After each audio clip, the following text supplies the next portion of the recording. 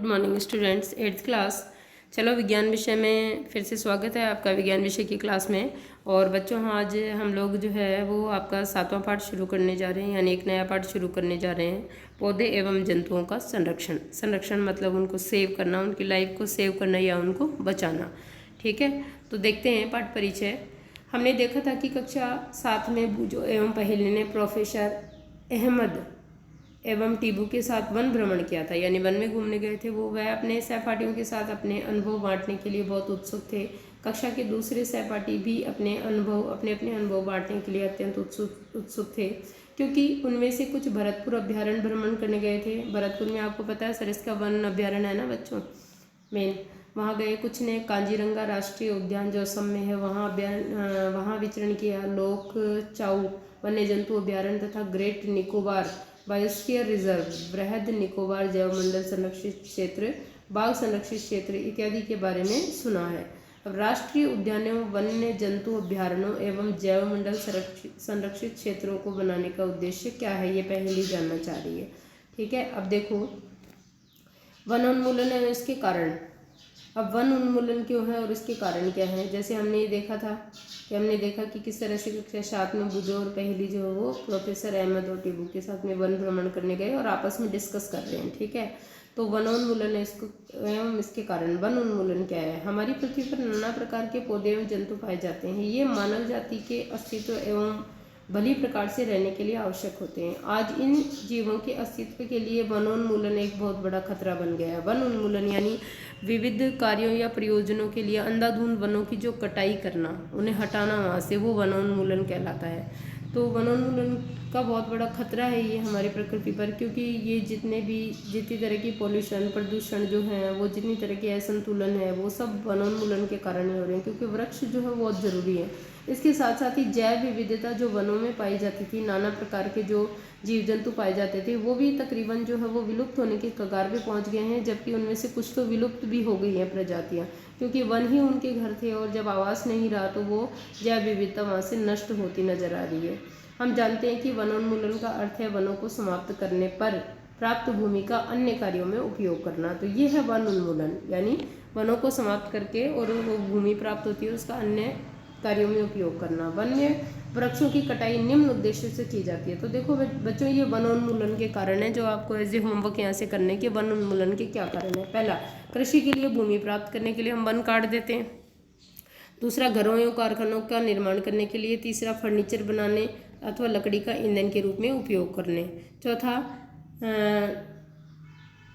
दावानल एवं भीषण सूखा भी वनोन्मूलन के कुछ प्राकृतिक कारण हैं। ये प्राकृतिक डिजास्टर्स हैं जिनके कारण वन जो है नष्ट होते हैं।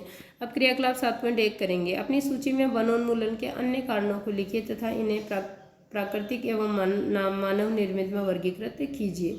अब हमने चूंकि काट दिए, किसी भी कारण से काटो, वन उन्मूलन कर दिया उनका, तो वनोन्मूलन के क्या परिणाम होंगे? दुष्परिणाम ही होंगे, सीधी सी बात है ना, बुरे परिणाम ही होंगे।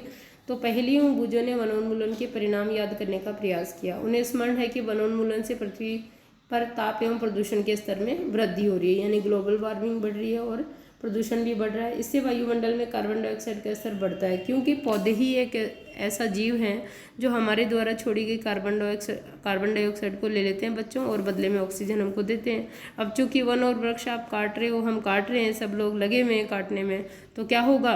ऑक्सीजन की मात्रा कम हो जाएगी धीरे धीरे और कार्बन डाइऑक्साइड की ज़्यादा हो जाएगी, क्योंकि हम तो लगातार बढ़ रहे हैं और पौधों को हम कम कर रहे हैं।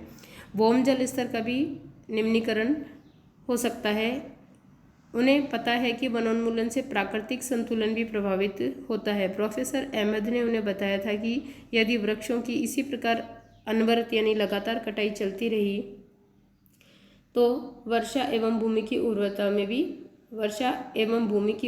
में भी कमी आ जाएगी। इसके पहले बूझो क्या कह रहा है? वनोन्मूलन से एक और जहाँ वर्षा में कमी आती है, दूसरी ओर बाढ़ आना कैसे संभव हो सकता है, ये सोच रहा है बूझो।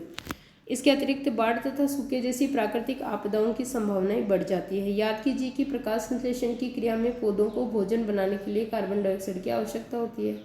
कम वृक्षों का अर्थ है कार्बन डाइऑक्साइड के उपयोग में कमी आना, जिससे वायुमंडल में इसकी मात्रा बढ़ जाती है। क्योंकि कार्बन डाइऑक्साइड पृथ्वी द्वारा उत्सर्जित ऊष्मीय विकिरणों का प्रग्रहण कर लेती है, अतः इसकी मात्रा में वृद्धि के परिणाम स्वरूप क्या होता है, विश्व उष्णन होता है, यानी औसत तापमान बढ़ जाएगा, पृथ्वी का बढ़ ही रहा है। पृथ्वी के ताप में वृद्धि के जलचक्र का पृथ्वी के तापमान में वृद्धि से जलचक्र का संतुलन बिगड़ता है और वर्षा दर में कमी आती है, जिसके कारण सूखा पड़ता है। मृदा के गुणों में परिवर्तन आने का मुख्य कारण वनोन्मूलन है। ठीक है, क्योंकि पेड़ नहीं होंगे, वनस्पति नहीं होगी, तो खाद की या ह्यूमस की मात्रा भी कम हो जाएगी।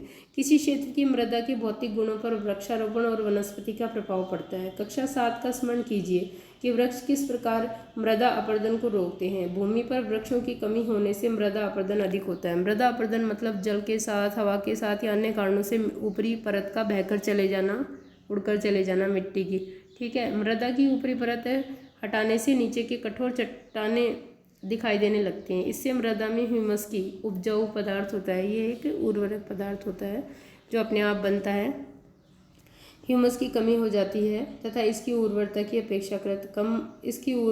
अपेक्षाकृत कम होती है। धीरे धीरे उर्वर भूमि मरुस्थल में क्या हो जाएगी, परिवर्तित हो जाती है और इसे मरुस्थलीकरण कहते हैं। तो देखो, आप वन काटने से मरुस्थलीकरण हो जाना, वर्षा में कमी हो जाना, सूखा पड़ना, बाढ़ आना, ये सब क्या है, वनोन्मूलन के परिणाम के रूप में सामने आ रहे हैं ना। वैश्विक उष्णन, प्रदूषण, सब वनोन्मूलन से मृदा की जल धारण क्षमता तथा भूमि की ऊपरी सतह से जल के नीचे की ओर अंतःस्रावण पर भी विपरीत प्रभाव पड़ता है, जिसके परिणाम स्वरूप बाढ़ आती है। मृदा के अन्य गुण, अगर जमीन जो है वो जल को सोखेगी नहीं, पौधे जो है वो जल को नीचे तक नहीं पहुंचाएंगे, तो ये पानी ऊपरी सतह पर बहता रहेगा और बाढ़ आ जाएगी थोड़ी सी बारिश से ही।